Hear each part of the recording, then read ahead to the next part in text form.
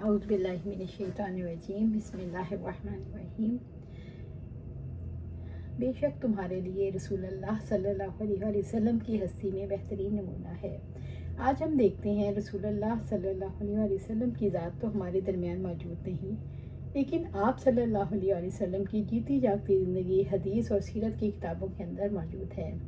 हम अगर इस ज़िंदगी के साथ ऐसा ताल्लुक़ कायम करना चाहते हैं जो आप सल्लल्लाहु अलैहि वसल्लम ने किया वो अपनी ज़िंदगी में ले आएँ, तो आप सल्लल्लाहु अलैहि वसल्लम की ज़िंदगी भी ज़िंदा हो जाएगी, आप सल्लल्लाहु अलैहि वसल्लम का मिशन ज़िंदा हो जाएगा।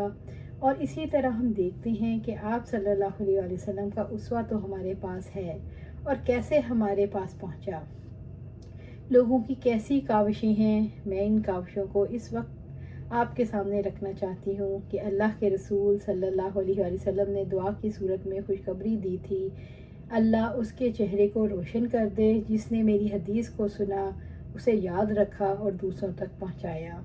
ये ज़िम्मेदारी है। आप सल्लल्लाहु अलैहि वसल्लम की बातें सिर्फ सुनने की नहीं, समझने की भी हैं, अमल करने की भी हैं और दूसरों तक पहुँचाने की भी, ख़ुद अमल करने की और दूसरों की अमली ज़िंदगी में लाने की। और अगर आप अपनी जगह बैठकर ये इनकलाब लाना चाहें तो जुज़वी तौर पर तब्दीली तो आएगी, लेकिन ये तब्दीली ज़्यादा अरसा तक नहीं रहेगी। इसके लिए इज्तिमाई ज़िंदगी की ज़रूरत है। मोहम्मद सल्लल्लाहु अलैहि वसल्लम ने घर के अंदर रहते हुए अपने घर वालों की इस्लाह की, लेकिन पूरी सोसाइटी के अंदर इनकलाब लाने की भी कोशिश की। जब तक पूरी सोसाइटी का नक्शा ना बदले, चंद अफराद भी इस पर कायम नहीं रह सकते। आप सल्लल्लाहु अलैहि वसल्लम की ज़ात का ये हक़ है, जब ये हमारा फरीज़ा है, हम आप सल्लल्लाहु अलैहि वसल्लम के उसवा को ना सिर्फ अपना लें बल्कि दिल में बिठा लें।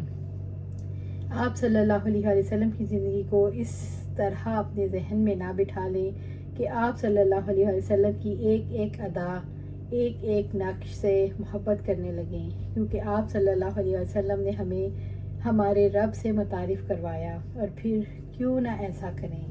अल्लाह के रसूल सल्लल्लाहु अलैहि वसल्लम ने ख़ुद बताया कि यही दीन का तरीका है।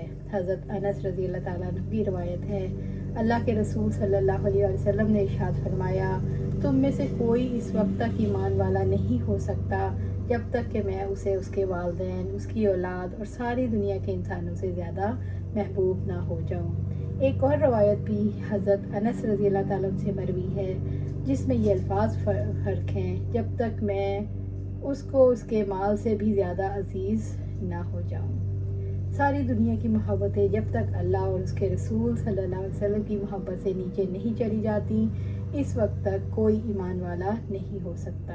अल्लाह सुब्हानहू तआला से दुआ है हमें कुरान सुन्नत पर अमल करने की तौफीक दे, उस पर जमा दे और जन्नतुल फिरदौस के आला मुकाम पर अपने पास घर अता फरमाए। आमीन या रब्बिल आलमीन।